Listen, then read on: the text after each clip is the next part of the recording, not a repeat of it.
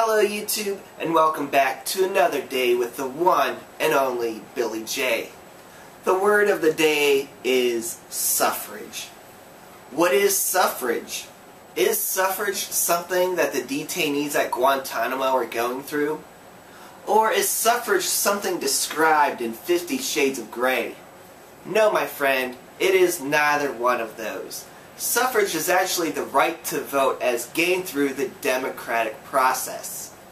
The actual right to vote in America has had a long and sordid history. So from 1789, when the Constitution was officially enacted, to around 1850, the only people that had the right to vote were white male landowners. So by 1850, the requirement to own land was eliminated. So now, in our country, by 1850, as long as you are a white male, you could vote. So after the Civil War, in 1868, the 14th Amendment is ratified. The 14th Amendment basically defines citizenship and overturns Dred Scott v. Sanford.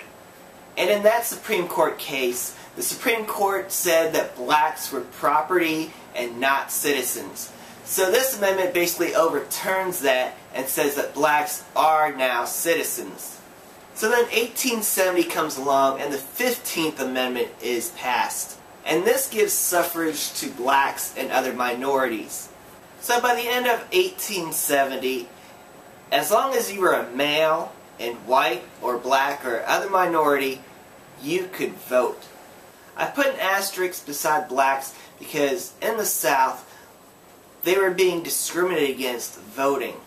There would be poll taxes or literacy requirements, and even the polling stations were sometimes hidden and not let known where they were. And a lot of times their lives were actually threatened by the Ku Klux Klan. So 1920 comes along and women have their suffrage with the passing of the 19th Amendment. This is perhaps the most famous of the suffrages. So now both sexes and all races can vote in America. However, the struggle to vote, especially in the South, is still going on due to the discriminatory laws in the South. So the struggle for equal rights is still going on in 1920. So the Civil Rights Act of 1957 is enacted in Congress, and it is the first legislation enacted in Congress since the Reconstruction stage of America after the Civil War. The purpose of this act was to set up the Civil Rights Commission, which investigated voter discrimination, especially in the South, where 20% of the eligible voters in the black community were registered to vote.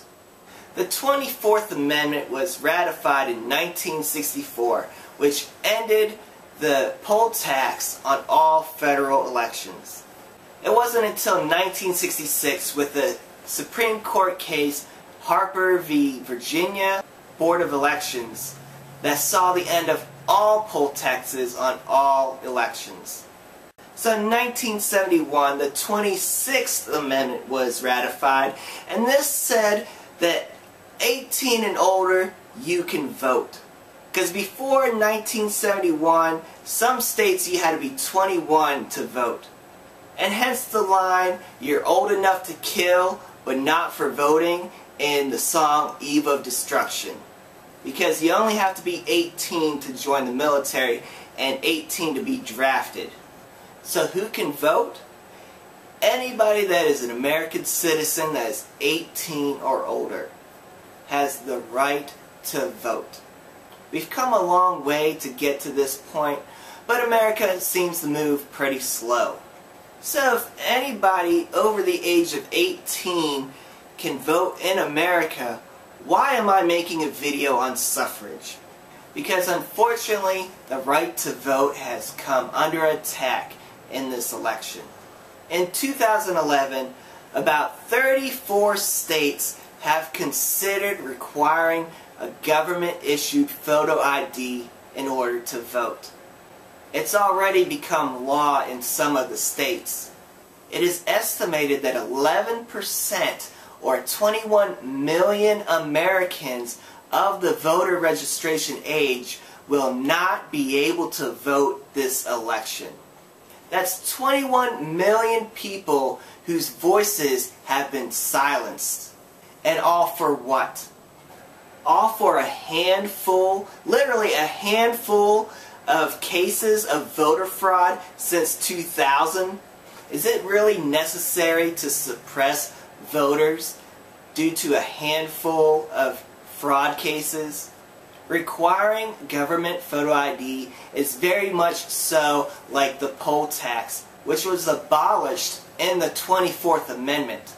The largest group of people that are going to be hurt by these laws are the poor, minorities, and young people, which is a big chunk out of the Democratic demographic. So basically, this is the Republicans' way of trying to help Mitt Romney win the election. This is all you should need to be able to vote in America, is to be a citizen and be 18 or older. What these people are doing is voter suppression, and it is wrong. We need to get out and vote this election season. If you are 18 and older this election day, please, I implore you to go out and vote. Go and do whatever your state requires. Get your government ID and get out and vote. Let your voice be heard.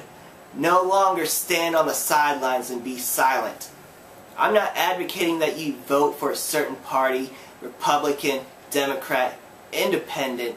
It doesn't matter who you vote for. Just go out and vote. Let your voice be heard. If you do not know which candidate speaks for you, then look it up. Just please get out and vote.